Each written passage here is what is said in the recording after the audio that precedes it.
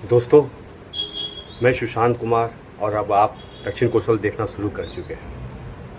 हाल ही में ID blast में एक बड़े पुलिस अधिकारी की मौत हो गई है और मेरे हाथ में 2 अखबार हैं। आप देखिए, इन अखबारों में उनके बारे में उल्लेख है। देश के गृह मंत्री अमित शाह ने घोषणा की है कि मार्च 2026 तक छत्तीसगढ़ और देश के कोने कोने में नक्सलवाद खत्म हो। छत्तीसगढ़ के बस्तर और अन्य क्षेत्र में नक्सलवाद को उन्मूलन के लिए एक ऑपरेशन लंबे समय से चल रहा है। इस ऑपरेशन में कई नक्सली और माओवादियों को मौत के घाट उतारा गया है। सीबीआई माओवादी के महासचिव बसवा राजू को मौत के घाट उतार दिया गया। उसके बाद उनके केंद्रीय कमेटी के कई सारे सदस्यों को भी मौत के घाट उतारा गया। उनके राज्य कमेटी और उनके जो जिला कमेटी हैं उसके भी कई सदस्यों को मौत के घाट उतारा गया। साथ ही साथ बसवा राजू और कुछ नक्सलियों के शव को भी कानूनों के तहत उनके परिवार को सौंपा नहीं गया। जब भी मैं इन सारी घटनाओं को देखता हूं दक्षिण कौशल के नज़रिया से, जैसे हमारे एएसपी शहीद हुए और उनका जो मृतदेह उनके गृह निवास में लाया गया, पूरा हालात बहुत गमगीन हो चुका था और प्रदेश के कोने कोने से लोग उन्हें श्रद्धांजलि देने पहुंचे हुए थे। इस श्रद्धांजलि में हम उनके पिता, उनके पत्नी, उनके पुत्री और उनके परिजनों को देख सकते हैं कि किस प्रकार वह इस संकट की घड़ी में एक देश को संभालने की कोशिश कर रहे हैं। तो ये सब कुछ थमना चाहिए।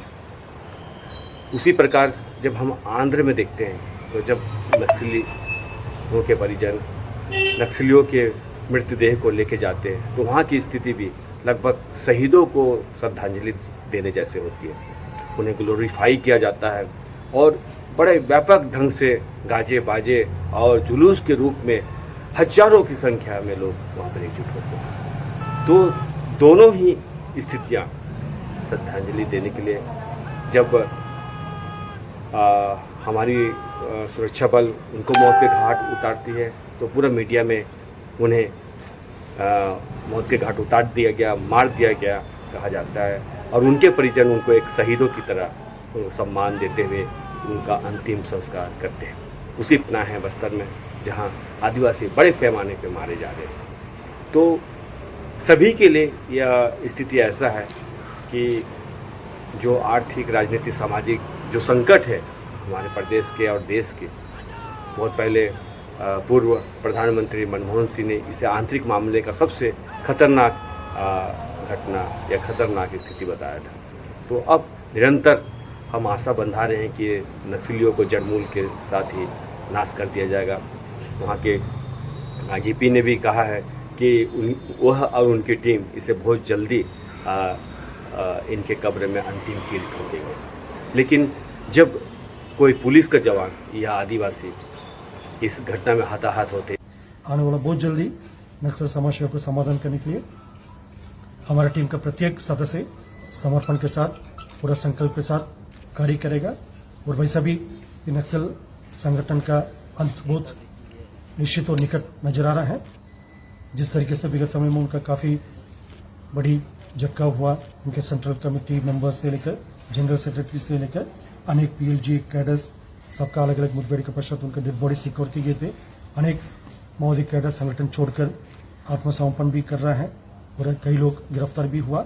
इस प्रकार माओवादी संगठन का क्षेत्रफल और संख्या बल काफ़ी हद तक सिमटते जा रहा है। अभी की परिस्थिति में आमने सामने की लड़ाई में सुरक्षा बल को किसी प्रकार की क्षति पहुंचाने की स्थिति में नहीं थे माओवादी संगठन। इसी कारण से आईडी ब्लास्ट, सार्वजनिक संपत्ति को नुकसान पहुंचाना, निर्दोष ग्रामीण को या मार दिए जाते हैं और उन शहीदों के लिए एक भारी स्थिति उत्पन्न हो जाती है। किसी भी रूप में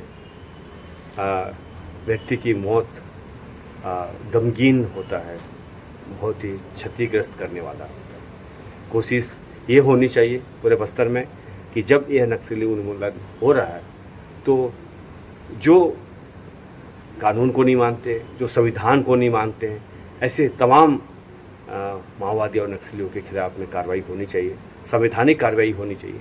वहीं दूसरी ओर कोशिश ये होनी चाहिए कि हमारे जो बड़े पुलिस अधिकारी हैं या पुलिसकर्मी हैं उन्हें बहुत कम नुकसान हो और उनके परिवारजनों को यह क्षति वहन करने की कम से कम ज़रूरत हो और उन्हें वो संबल मिले कि वह इस संकट की घड़ी में अपने आप को संभाल सके और इसके अंत को, इस समस्या के अंत को सभी देख सके।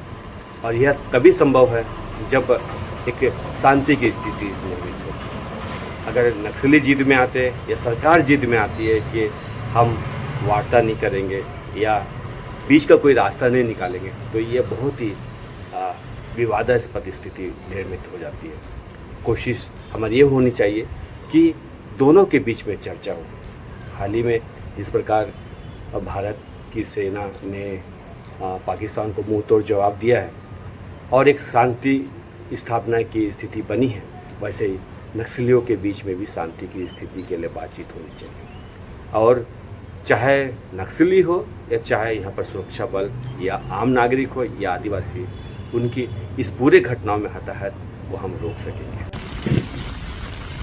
9 जून को कोटा में हमारे साथी अतिरिक्त पुलिस अधीक्षक श्री आकाश राव गिरकुंडी जी शहीद हो गए। उनकी शहादत को नमन करने के लिए और उनको श्रद्धांजलि अधिकारियों से आग्रह करूंगा कि एक ही करके जो अमर वाटिका जो ये हमारा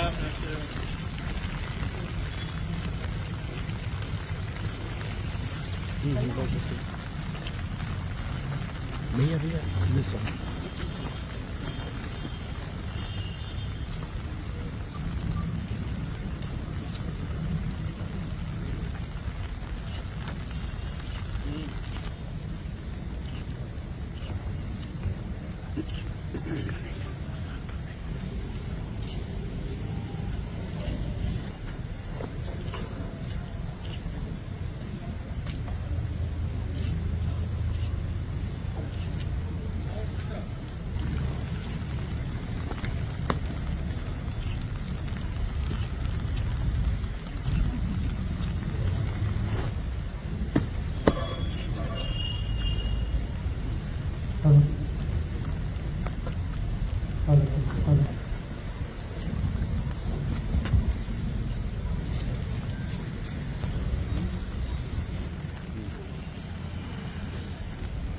जो भीगे हैं ना उनका बना देता हूँ।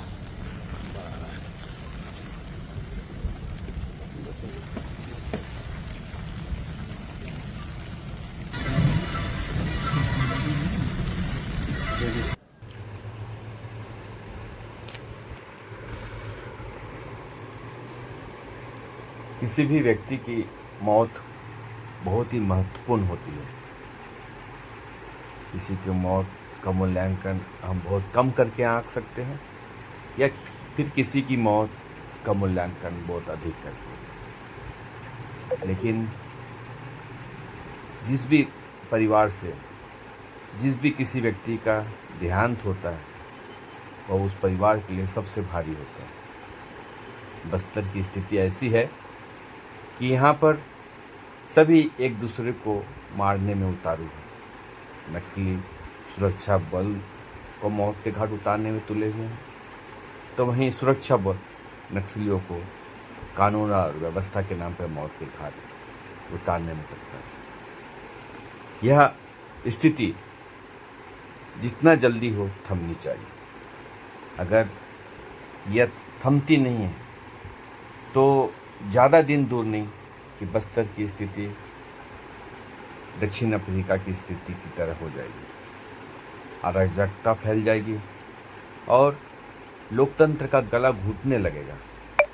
तो सभी को चाहिए कि इस बेहतरीन लोकतंत्र को बचाए रखने के लिए कोई बीच का रास्ता जल्द से जल्द निकाले और लोगों की जान माल की हानि ना हो, ऐसी स्थिति के लिए हमें कदम उठाना चाहिए।